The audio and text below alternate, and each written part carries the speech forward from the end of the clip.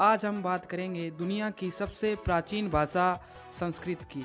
अब आप सोचेंगे कि दुनिया की सबसे प्राचीन भाषा संस्कृत कैसे, तो आपकी जानकारी के लिए बता दूं कि ब्रिटेन की इंसाइक्लोपीडिया में लिखा है तथा यूनेस्को ने प्रमाणित भी किया है कि ऋग्वेद संसार की सबसे पुरानी पुस्तक है। हालांकि 4 वेद ही सबसे प्राचीन पुस्तकें हैं, लेकिन यूरोप के लोग सत्य के इतना निकट पहुँचे वो भी प्रमाण के रूप में बहुत है। एक दिन पूरा संसार भी हमारे वेदों का लोहा मानेगा। अब बात करते हैं मुद्दे की। जब ये साबित हो गया है कि ऋग्वेद संसार की सबसे पुरानी पुस्तक है, तो फिर इससे ये भी साबित हो जाता है कि संस्कृत विश्व की सबसे पुरानी भाषा है, या फिर यह कह लीजिए कि संस्कृत सभी भाषाओं की जननी है, क्योंकि वो विश्व की सबसे प्राचीन पुस्तक ऋग्वेद की भाषा है।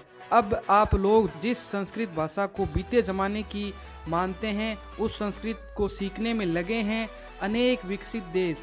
आओ देखें क्यों। संस्कृत के बारे में आश्चर्यजनक तथ्य हम आपके सामने रखेंगे जो प्रमाणित आंकड़ों पर आधारित है। संस्कृत कंप्यूटर में इस्तेमाल के लिए सबसे अच्छी भाषा मानी जाती है। इसका संदर्भ है फोर्ब्स मैगजीन 1987। सबसे अच्छे प्रकार का कैलेंडर जो इस्तेमाल किया जा रहा है भारतीय विक्रम संवत कैलेंडर है, जिसमें नया साल सौर प्रणाली के भूविज्ञानिक परिवर्तन के साथ शुरू होता है। इसका संदर्भ है जर्मन स्टेट यूनिवर्सिटी, इसने ये प्रमाणित किया है।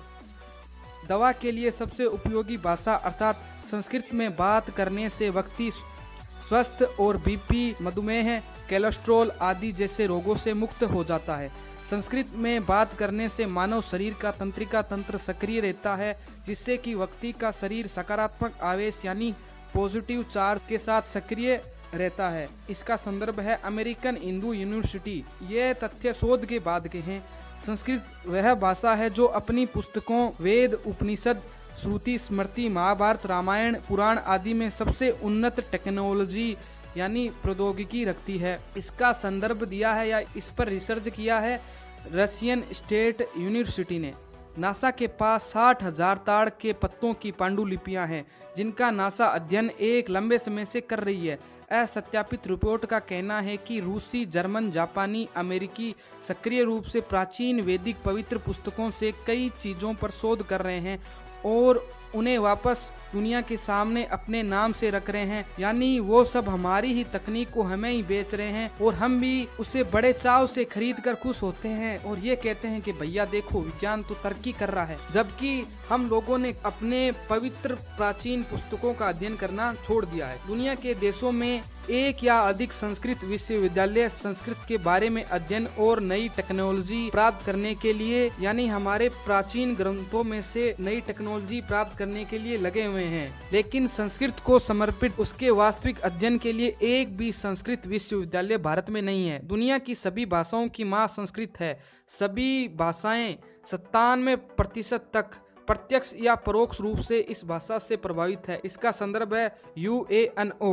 नासा के वैज्ञानिकों द्वारा एक रिपोर्ट है कि अमेरिका 6th व 7th जनरेशन के सुपर कंप्यूटर संस्कृत भाषा आधारित बना रहा है, जिससे सुपर कंप्यूटर अपनी अधिकतम सीमा में उपयोग में लाए जा सकेंगे। परियोजना की समय सीमा 2025 तक 6th जनरेशन के कंप्यूटर और 2034 तक 7वीं पीढ़ी के यानी 7th जनरेशन के लिए। इसके बाद दुनिया भर में संस्कृत सीखने के लिए एक भाषा क्रांति होगी। दुनिया में अनुवाद के उद्देश्य के लिए उपलब्ध सबसे अच्छी भाषा संस्कृत है।